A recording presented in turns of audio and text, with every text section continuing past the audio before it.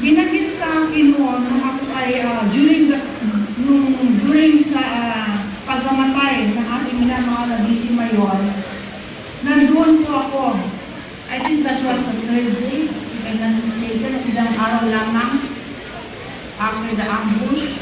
Nandun po ako at may mga ilang kapatid natin na mga IPs na pumunta sa akin na nanawagan ng justisya. Pinangako ko po iyon na bibigyan natin ng justisya ang ating minamahal na Vice Mayor.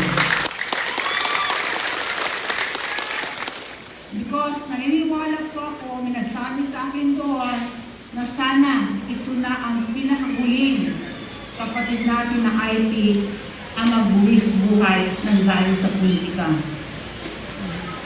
The Vice Mayor, sinabi sa akin that time na it was siya ang pang-75 na naging biktima ng ganung klaseng karahasan. Normal lang bumamatay sa sakit. Normal yun.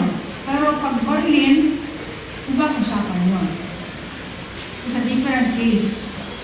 Lahat naman tayo, hindi magkatagal, di ba? Lahat tayo may hangganan.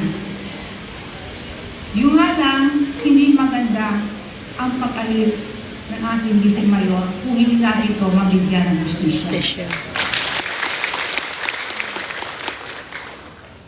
So nasa likod niyo po ang lalawigan ng Maguindanao del Sur. Pinapangako po sa inyo na tayo ay kung anuman aking bintawang salita, nag-usap-usap kami na ilan natin ng mga kapatid na hahanapin natin ang katarungan upang mawakasan na ang ganong klaseng pagpaslang sa mga kapatid natin IPs.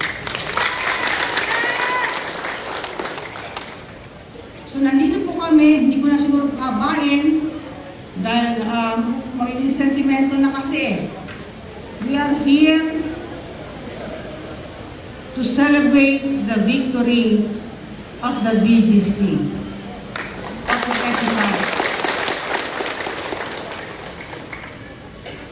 At tandaan po natin, hindi po ito ang huli nating pagkikita. Sinabi kanina ng ating Vice Mayor na kauna-unahan po pag-apak dito, tama po siya. Pero hindi nyo rin po ako gaano makikita sa ating opisina. Dahil mas mahal po ang mag-ikot sa loob